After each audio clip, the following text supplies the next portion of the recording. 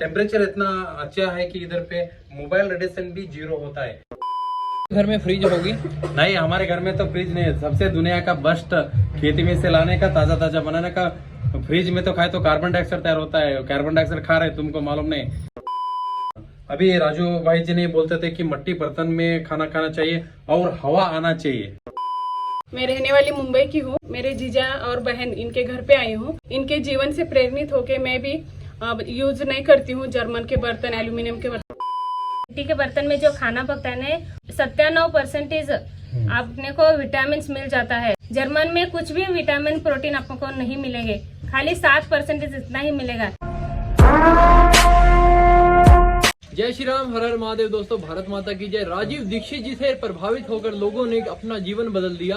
23 50 साल हो चुके हैं, घर में फ्रिज भी नहीं है। दोस्तों, आज मैं कर्नाटक के अंदर आया हूं और आज मैं आपको एक ऐसे इंसान से मिलवाना चाहता हूं जिसने अपने जीवन में राजीव दीक्षित के विचारों को डाला और अपने जीवन को बदल दिया। आइए देखते हैं इनकी रसोई कैसी है, किस प्रकार ये अपना जीवन जीते हैं और क्या क्या बनाते हैं, क्या क्या खाते हैं। आइए। सुनील जी का पूरा परिवार है और ये राजीव दीक्षित जी के विचारों से बहुत ज्यादा प्रभावित हुए हैं। अभी हम जो यात्रा कर रहे हैं भारतीय संस्कृति बचाने के लिए। संस्कृति का मतलब होता है जीने का तरीका, और जीने का तरीका हमारा कैसा होना चाहिए, जिसमें हमारा खाना, पहनना, उड़ना, घूमना फिरना, सांस लेना, योगा करना, आयुर्वेद को अपनाना, ये सारी चीजें जो है हमारे जीवन जीने के तरीके में आती हैं। हमें जन्म से लेकर और मृत्यु तक क्या क्या करना चाहिए, तो राजीव दीक्षित जी ने इसके बारे में बड़ी डिटेल से बताया है। तो आइए सुनते हैं सुनील जी के मुख से। आप सबसे पहले राजीव दीक्षित जी को कब मिले थे? हरिओम। स्वदेशी नेता राजू दीक्षित को नमस्कार करता हूँ। मैंने एक स्टूडेंट था मेरे स्कूल में, बोले कि स्वदेशी नेता वो राजू दीक्षित आ रहे हैं। बोलने में हम स्कूल के बच्चों ने, सब स्कूल के बच्चों ने हमने गए थे राजू दीक्षित के सामने व्याख्यान सुने। हमको मालूम ही नहीं था हमारा जिंदगी कैसा हो रहा है, चुप चला रहे थे। मुझे मालूम ही था कि नारियल के बारे में और हमारे गन्ने के बारे में और Pepsi, Thums Up, Coca Cola के बारे में राजू भाई बोले कि नहीं, ऐसा दातुन करना कि नीम के लकड़ी से दातुन करना बोल रहे। अरे ये तो नया जीवन है। मैंने राजू दीक्षित का व्याख्यान सुना 2 घंटे का, 3 घंटे का, और एक बार आए राजू दीक्षित, दूसरे बार भी आए, मैंने व्याख्यान सुना। मुझे समझा कि राजू भाई, मैंने 4 वाक्य सुना था तब। गोआधारित कृषि, गोआधारित व्यवस्था, गोआधारित जीवन शैली, गोआधारित चिकित्सा। राजू भाई ने 4 शब्दों पे मैं ध्यान दिया। मुझको मालूम पता चल रहा है कि नहीं, मेरे खेत में मैं नारियल का पेड़ लगाया ना, उसका नारियल पानी मालूम हो। अब देखो 23 साल के पीछे मुझे राजू भाई बोला था कि आगे ऐसा ऐसा होगा। वही मैंने सुन के मेरे थोड़ा जीवन में बदलाव आया। मैं राजू दीक्षित की वीडियो सुनने लगा। तब तो थोड़ा मोबाइल भी नहीं था, थोड़ा कैसेट से वीडियो ऐसा सुनते गया। सब हम पेशेंट थे भाई लोग। हम घर के लिए क्या खाना है हमको मालूम नहीं था, फार्मर को। हमें राजू भाई ने कैसा बोला था कि एक पेड़ होना चाहिए, आम का पेड़, और हल हमारे खेतों में भाजी पाला हम ऑर्गेनिक कितना खाएंगे ना, गाय आधारित गोबर से खाएंगे उतना टेस्ट लगेगा, उतना। अभी देखो, अभी तक मैंने भी एक मॉडल हूँ, 23 साल से अभी तक इंग्लिश मेडिसिन में कुछ भी नहीं ले आया हूँ और डेली योगा करता हूँ मैंने। और राजू भाई बोले तो सब कुछ, पानी और कैसा पानी, कौन से सीजन में पानी पीना, बैठ कर पानी पीना। और हमारे घर में अभी राजू भाई बोले तो मट्टी का गोबर से बना हुआ वैदिक पेंट हमने बनाया है, और जॉइंट पेन इसलिए होता है बोले तो गोबर से। और इधर टेम्परेचर भी अच्छा रहता है, मोबाइल रेडिएशन भी 0 होता है। और बर्तन में एल्यूमिनियम राजू भाई स्लो पॉइजन बोला था, तभी बोला था।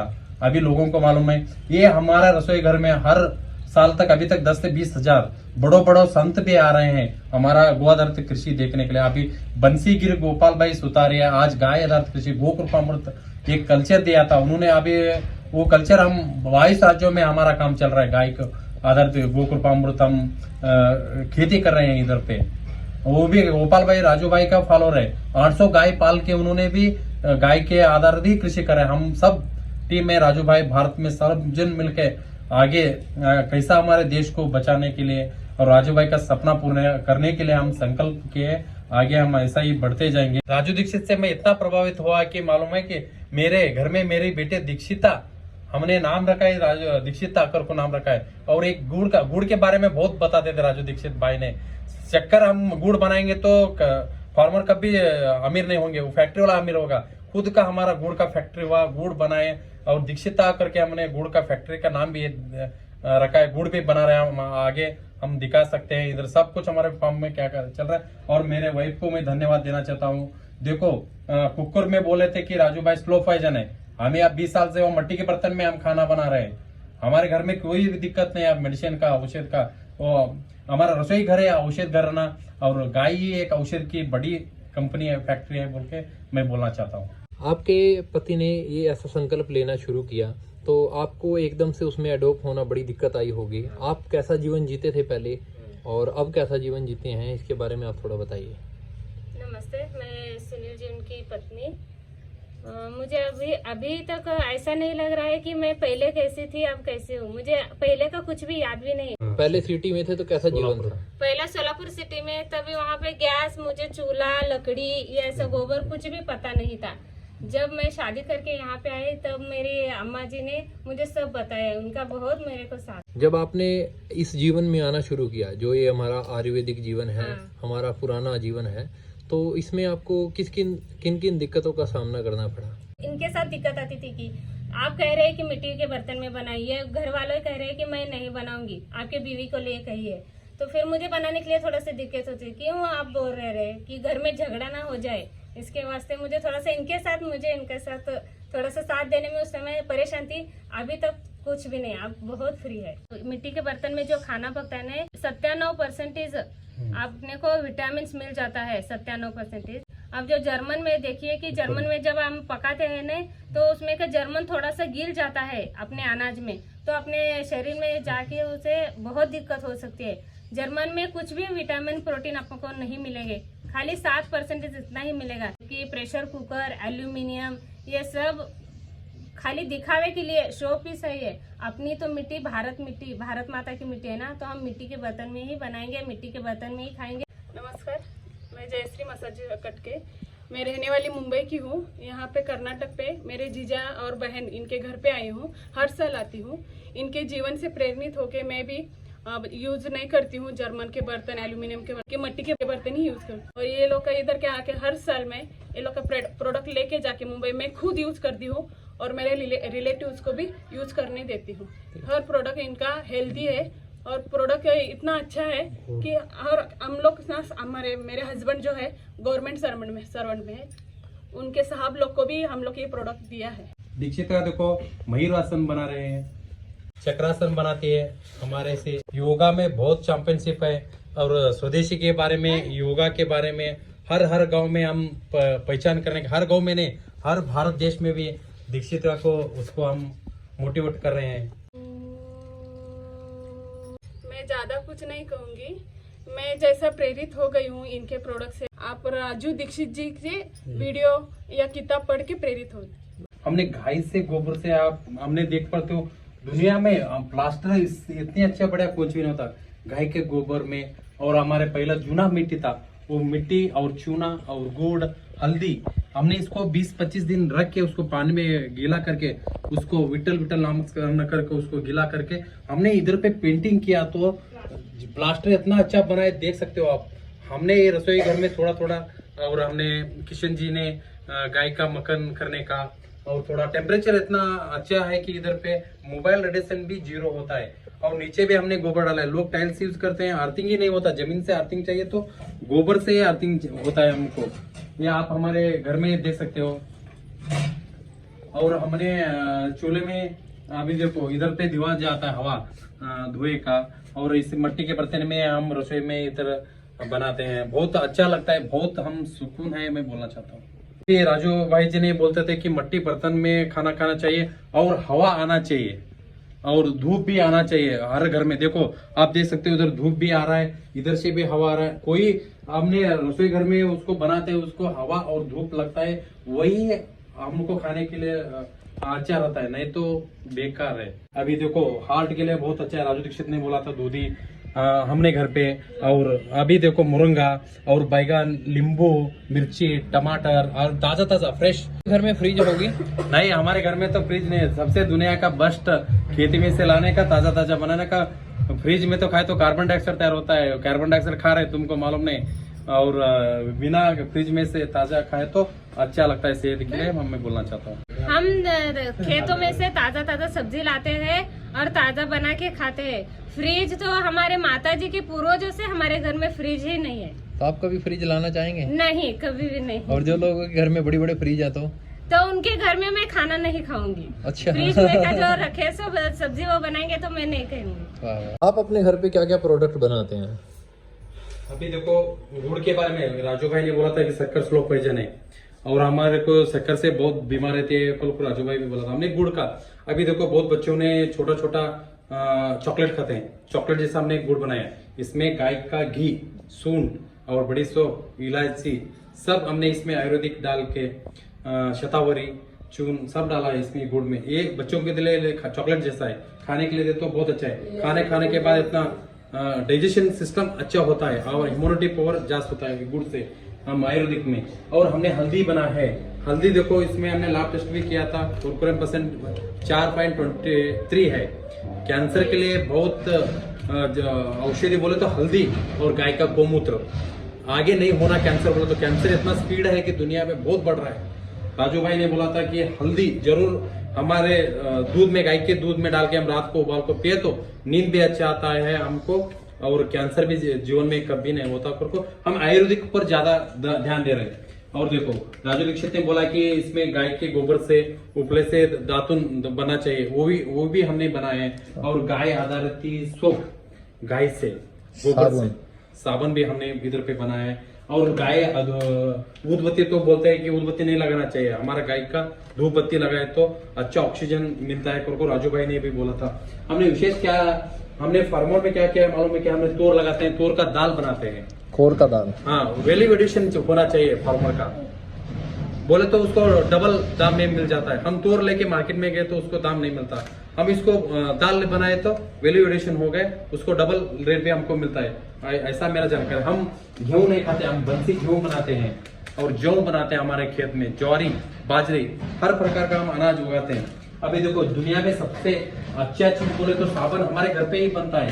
देखो, और हमारा चना है, चना से बेसन बनाने का और उसमें हल्दी डालने का, गाय का दूध डालने का। मैंने 23 साल से अभी तक सोप नहीं यूज किया। राजू भाई का बोला था तब से हमने क्या नहीं करता, इसका चने का पीठ, हल्दी डालते हैं और मुंह को अच्छा तरफ से लगाते हैं। दुनिया में सबसे बेहतरीन साबुन इधर ही बनता है। ऐसे गोमूत्र से, गोकृपामृत हमने यूज करके इधर डाल के हमने गन्ना लगाया, गन्ने से हमने गुड़ बनाता है। दुनिया में सबसे बढ़िया औषध बोले तो ही गुड़ है, मैं बोलना चाहता हूँ। गुड़ देखो कैसा बनाने का हम दिखाते हैं। उधर पे गन्ना है हमारा और मशीन से गन्ना होता है, इधर पे स्टोरेज होके इधर पे हमने आता है। इसमें आके देखो, इसको आपको हमको 3 घंटे तक हम इसको उबालते हैं। उबालने के बाद इसमें जूस डालते हैं। जूस डालने के बाद इसपे आप देख सकते हो